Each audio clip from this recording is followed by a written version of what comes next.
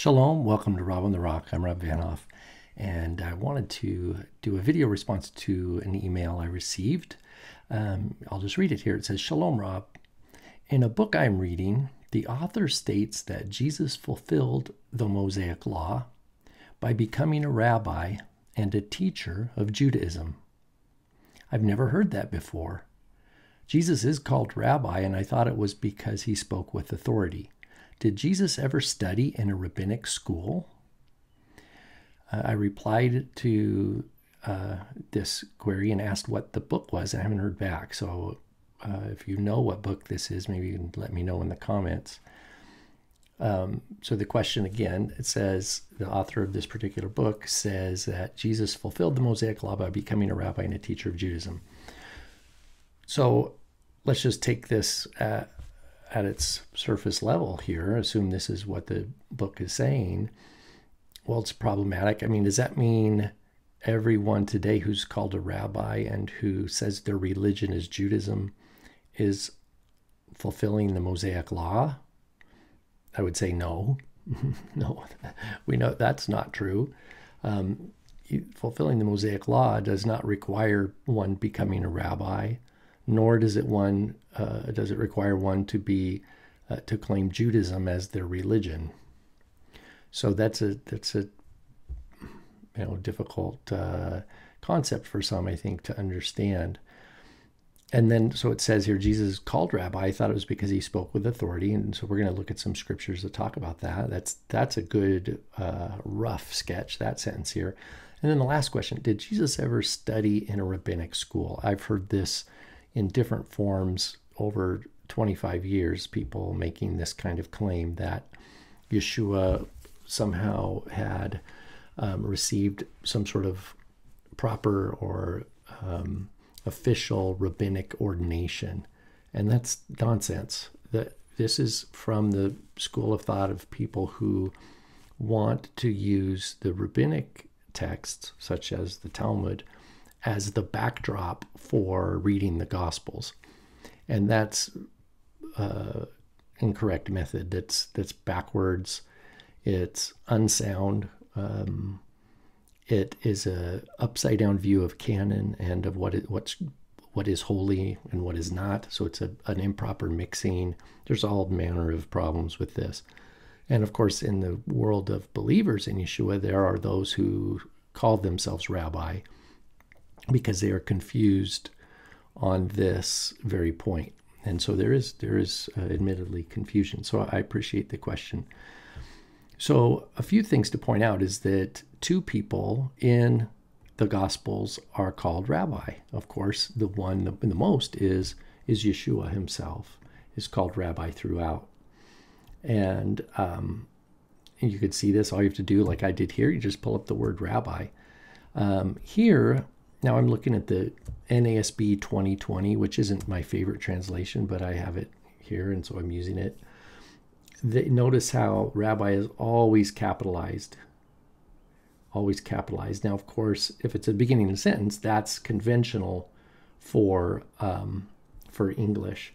But for example, greetings, rabbi. They put it capital here, or surely it is not I, rabbi, etc. They like being called rabbi by the people, capital R. So we have to remember that Greek, just like English, has the convention of capitalizing, and this is from the Middle Ages, capitalizing the first word in a sentence, but not this. They wouldn't capitalize this. This wasn't capitalized back then. Again, and also in Hebrew, there's no capitalization. So the capital here, making it a title, is a kind of commitment to a certain way to understand the word. And if we allow ourselves to say, well, okay, so what's the difference between in our day, a rabbi with a capital R versus a rabbi with a lowercase r, that might be helpful. I know some scholars in the academic world, some Jewish scholars have adopted that as if we're talking about ancient Jewish teachers, if someone was ordained within the world of the Mishnah, so that means if they identify their pedigree of authority, of a teaching authority, to a particular group of authorities that are called rabbi, they aspire to that title for themselves. And so there's an identification with a particular worldview, a particular view of the Torah, and particularly a second Torah that was supposedly revealed at Mount Sinai, apart from the written Torah, transmitted faithfully from every generation. And so the capital R rabbi would refer to a person who in that generation, in their imagination, represents the authority of Mount Sinai to that generation, to their community. And of course, I reject that idea altogether. The lowercase rabbi would be used for people who use the word, and we see this in ancient inscriptions that are after the destruction of the temple, but from the 2nd, 3rd, 4th, 5th century, all sorts of people being called rabbi. Curiously, not in Rome. There's a lot of inscriptions of Jewish names in ancient Rome. None of them are called rabbi. They're called teacher and all sorts of other official titles, but none are rabbi. Only in the land of Israel, and maybe a few other, I think there's one on Crete, maybe, ancient inscription. When I say ancient, I don't mean 1st century. I mean newer. I mean post-temple destruction. And the point is, just because someone's inscription says rabbi, it doesn't mean that they're associated. We can't just automatically connect that they must have Talmudic authority or something like that. That's not a good method, because someone could ascribe that title to themselves. So that's really neither here nor there, because that's a more recent development. What we're interested in is in the 1st century. We're talking about Yeshua and, of course, John the Baptist. John the Baptist is the other one, other usage of rabbi, and we see this, and it's Yeshua's disciples, of course, who call him rabbi, and it is John's disciples who call him rabbi. So rabbi was a term used of disciples or learners of their teacher, and it was a term of endearment, a term that acknowledged them as a master, as their master, as their authority, and there was a connotation of love and devotion and attachment with that. But it was not an official title. It wasn't like a college degree or a certificate that you get, or that someone else had to confer that on you. That's not its use in the 1st century. However, we know from the Gospel of Matthew that Yeshua knew that this was coming and was developing to be as a kind of clubhouse or an official ordination and an office that became something someone would aspire to. They would aspire to that name, to that title, so that they would have some sort of social honor, something in the community. They would have a status symbol associated with themselves. And that's why, if you go to Matthew 23, they love, it talks about, scribes and the Pharisees. They love all these things, right? They love the place of honor, the banquets, seats of honor in the synagogues, personal greetings in the marketplace, being called rabbi by the people, right? That's what they love. As for you, do not be called rabbi, right? For one is your teacher, and you're all brothers. Do not call anyone on earth all y'all's father. And this is the same thing. Some people say, oh, well, he says don't call anyone father, and we call someone father on earth. Therefore, when he says don't be called rabbi, I can still be called rabbi. Whoever teaches you that, don't listen to them, because they don't know how to read the scriptures. Your here is y'all, and he's talking to his disciples. He's telling them, you as a group, don't have a person on the earth that you all call your father. He's not talking about their individual biological fathers, because he says y'all father. One is your father. That is your position in me. You have one heavenly father, all y'all. You don't have all y'all one earthly father. And the only other qualification would be where there are two brothers that are disciples that have the same earthly father. So you have to understand, that when it says do not be called rabbi, he means it. Yeshua means it. Don't be called rabbi. Sadly, in the Messianic movement, there's all sorts of people who love being called rabbi. But that's aside the point. Point is, what about Yeshua being called rabbi? Well, I want to talk about John first. So we go to John 3:26. It says, they came to John and said to him, Rabbi, he who was with you beyond the Jordan, to whom you have testified, behold, he is baptizing, etc. So here we see that John's disciples called him rabbi. Well, did John study in a rabbinic academy to get this title? Did he earn a rabbinic degree? Or did he strive for and obtain rabbinic ordination? No. John didn't do it. Yeshua didn't do it.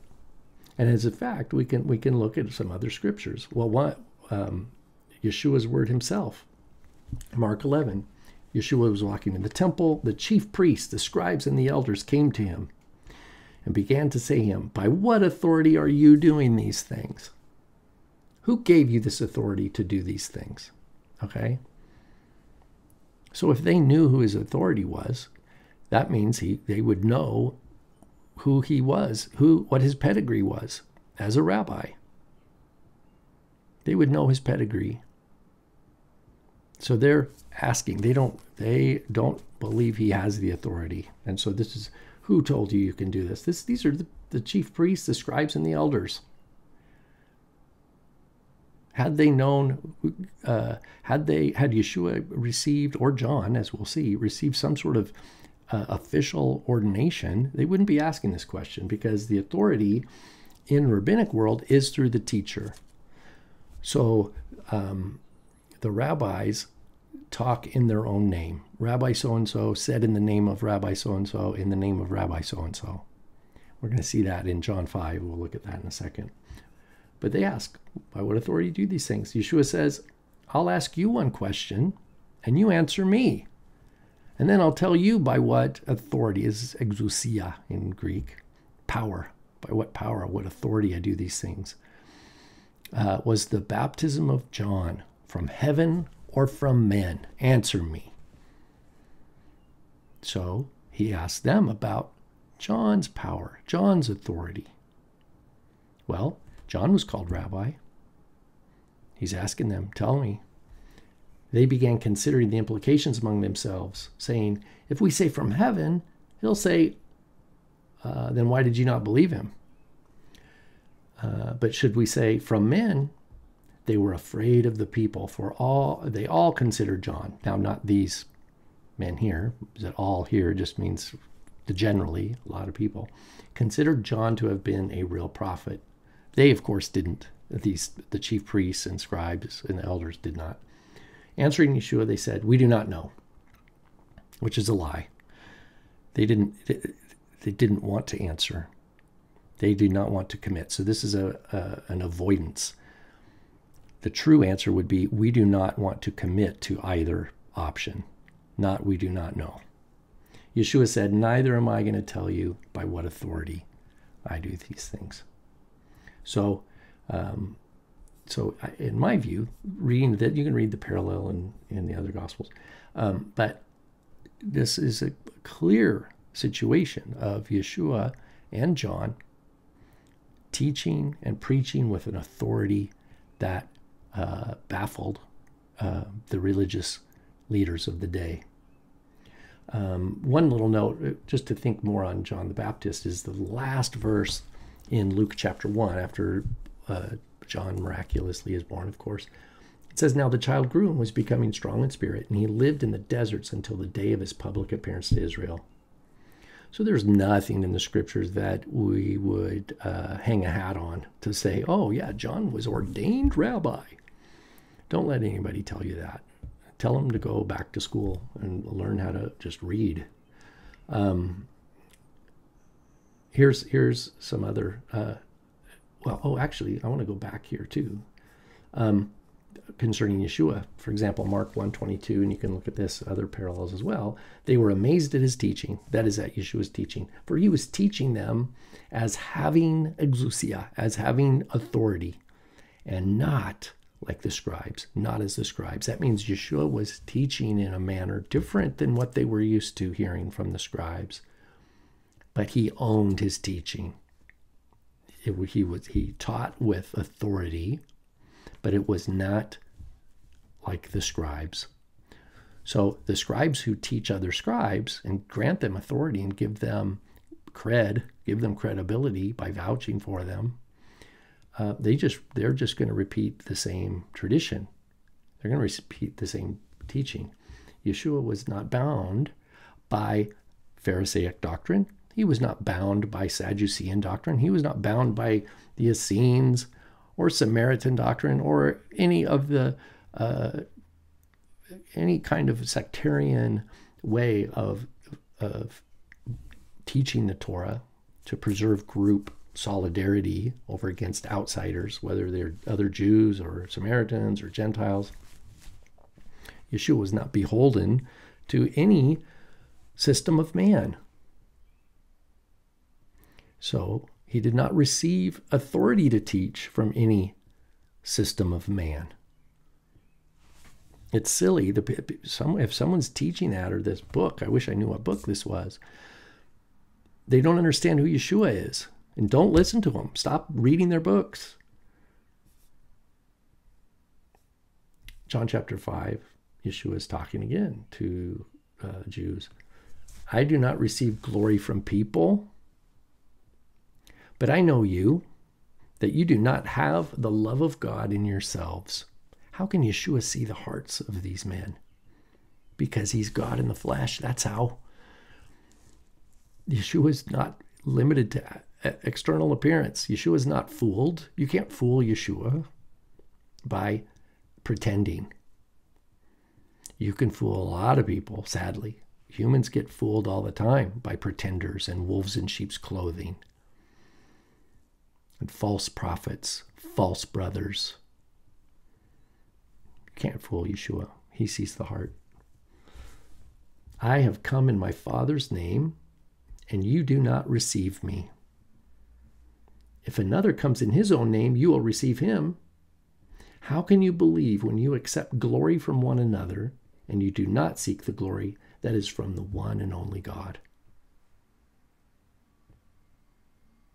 Again, this is one and only God, meaning monotheism, right? So those who believe in monolatry and say, oh, there's all these gods, but the God of Israel is the chief of all of them. Don't listen to them either. There's one God. Monotheism is a word, and it's based off a verse just like this, John 5:44. Monotheism. There is one God. That's super important. Do not think that I will accuse you before the Father. The one who accuses you is Moses, in whom you have put your hope. For if you believed Moses, you would believe me, for he wrote about me. But if you do not believe his writings, how will you believe my words? So Yeshua, because remember, in the rabbinic world, they have turned, in the classical rabbinic literature, has turned Moses into one of their own. They've retroactively made Moses a card-carrying member of Talmudic Judaism by calling him Rabbeinu, Moshe Rabbeinu, our Rabbi Moses. They call him our Rabbi. And they believe that their special teachings, their special insights, or processes of ways of keeping the commandments come from Moses, their rabbi, all the way from Sinai. Halacha l'Moshe miSinai. They understand these traditions as being a halachot, or a way of living, obligatory way of living, which came from Moses at Mount Sinai. And that's what they believe. So they believe Moses is on their side. But they have hijacked the Moses of the Torah and made him into a rabbi in their own image. And so John 5 won't let us adopt that worldview. If you believe in the words of the Gospel of John, you can't believe in a Talmudic worldview. Because it says Moses accuses you. That's what it says here. In whom you have put your hope. The one you call your teacher, your rabbi. If you really believed in him, because he actually accuses you. The true Moses accuses you. If you really believed him, you would believe me, for he wrote about me. But if you do not believe his writings, how will you believe my words? There is no ordination for rabbis in the body of Messiah. There is one rabbi in the body of Messiah, and that's Yeshua. There's only one. And he gave no authority to ordain other rabbis. No, that comes from the world of the Mishnah and the Talmud, which is a completely different worldview. It's a completely different value system pertaining to the written Torah and the prophets and John the Baptist. So you will find in the Mishnah and Talmud and those who follow those as sacred texts that those people will reject the authority of Yochanan, John the Baptist. They will reject his baptism, and they will reject Yeshua, even though John and Jesus are the first two Jews in history to be called rabbi in any kind of literature. The name rabbi was taken, it became an office. Yeshua knew this was happening, and so that's why he said to his disciples, the buck stops here, if you will. No more. Don't be called rabbi. Distance yourself from that. So back to the question. The question had to do with that Yeshua fulfilled the Mosaic Law by becoming a rabbi and a teacher of Judaism. No, he was not. Yeshua was not a teacher of Judaism. Judaismos, that's the Greek word. Judaismos was a sect. It was a sect within the larger Jewish world. It was one version of a diverse, fragmented world. Yeshua spoke the truth. He taught the true Torah, and he never called it Judaismos. No, he wouldn't. He wouldn't use that word.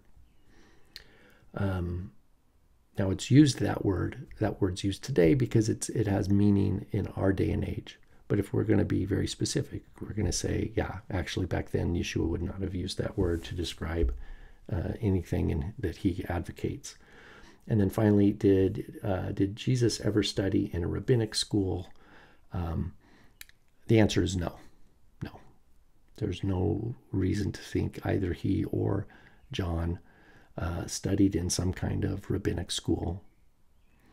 So there you go. If you know what book this person's reading, or if you are this person, you can let me know. I'd appreciate it. I did reply, but I haven't heard back. Anyway, so the answer is, for me, if this is true, a representation of what's being taught in that book, avoid the book. Yes, Yeshua was called rabbi, as was John, by their disciples as a term of endearment and honor and respect and devotion to follow their teachings, as to be their sole teacher. And that was a very lovely and real term for them to use. It had a lot of meaning, but that's not to